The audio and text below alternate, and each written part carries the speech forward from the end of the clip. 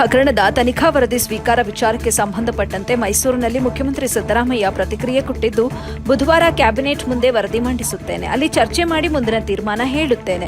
ವರದಿಯಲ್ಲಿ ಏನಿದೆ ಎಂಬುದನ್ನು ನಾನು ನೋಡೇ ಇಲ್ಲ. ಎಷ್ಟು ಪ್ರಮಾಣದ ಭ್ರಷ್ಟಾಚಾರ ಆಗಿದೆ ನನ್ನ ಗಮನಕ್ಕೆ ಬಂದಿಲ್ಲ ಅಂತ ಕೂಡ ಹೇಳಿದ್ರು. ಇನ್ನು ಕೋವಿಡ್ ತನಿಖಾ ವರದಿಗೆ ಸುಧಾಕರ್ ವಿರೋಧ ವ್ಯಕ್ತಪಡಿಸಿದಂಥ ವಿಚಾರವಾಗಿ ಕೂಡ ಮಾತನಾಡಿದ್ದು, ನನ್ನ ಗಮನಕ್ಕೆ ಬರದೆ ಡಿ ಸುಧಾಕರ್ಗೆ ಯಾರು ಮಾಹಿತಿ ಕೊಟ್ಟರು? ಕುಂಬಳಕಾಯಿ ಕಳ್ಳ ಅಂದ್ರೆ ಯಾಕೆ ಹೆಗ್ಲು ಮುಟ್ಟಿ ನೋಡ್ಕೊಳ್ಬೇಕು?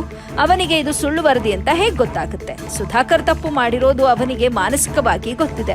ಹೀಗಾಗಿಯೇ ಅವನು ಆ ರೀತಿ ಮಾತನಾಡ್ತಿದ್ದಾನೆ ಅಂತ ಸಿದ್ದರಾಮಯ್ಯ ವ್ಯಂಗ್ಯವಾಡಿದ್ರು.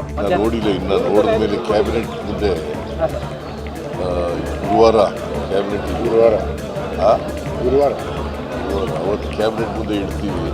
ಅಲ್ಲಿ ಏನು ಶಿಫಾರಸ್ ಮಾಡಿದಾರೋ ಅಂತ ಗೊತ್ತಿಲ್ಲ. ಸುಧಾಕರ್ ಹೇಳ್ತಾ ಇದ್ದಾರೆ ಇದು ರಾಜಕೀಯ ಅಂತಃಕರಣದಿಂದ ಕೆಲಸ ಮಾಡಿದ್ದು, ರಾಜಕೀಯ ಉದ್ದೇಶದಿಂದ ಈ ರೀತಿ ವರದಿಯೆಲ್ಲ ತರಿಸ್ಕೊಂಡು ಅದನ್ನ ಮಾಡ್ತಿದ್ದಾರೆ ಅಂತ ಸುಧಾಕರ್ ನಿನ್ನೆ ಮಾತನಾಡಿರೋದು. ಕುಂಬಳಕಾಯಿ ಕಳ್ಳ ಅಂದ್ರೆ ಇನ್ನು ವರದಿ ಏನು ಅಂತ ಗೊತ್ತಿಲ್ಲ.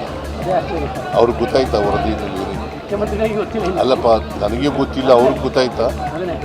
ಅವ್ರಿಗೆ ಗೊತ್ತಾಗಿದೆಯಾ? ತಪ್ಪು ಮಾಡಿರ್ಬೇಕಾಗಿರೋದ್ರಿಂದ ಚಡ್ಪಡಿಸ್ತಾ ಇರೋದಲ್ವಾ? ನೀವು ಮನುಷ್ಯನ ಸ್ವಭಾವ ಅರ್ಥ ಮಾಡಿ.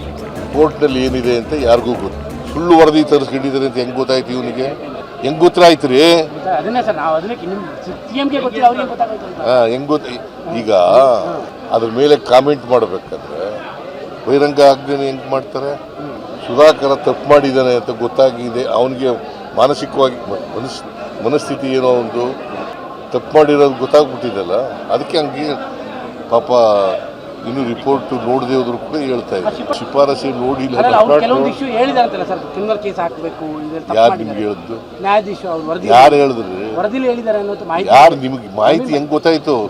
ರಿಪೋರ್ಟ್ ಗೊತ್ತಿಲ್ಲ, ಹೊರಗಡೆ ಬಂದು 7,000 ಕೋಟಿ ಭ್ರಷ್ಟಾಚಾರ ಆಗಿದೆ ಅಂತ ಯಾರು ಹೇಳಿದ್ರಿ? ಯಾವ ಮಾಹಿತಿ?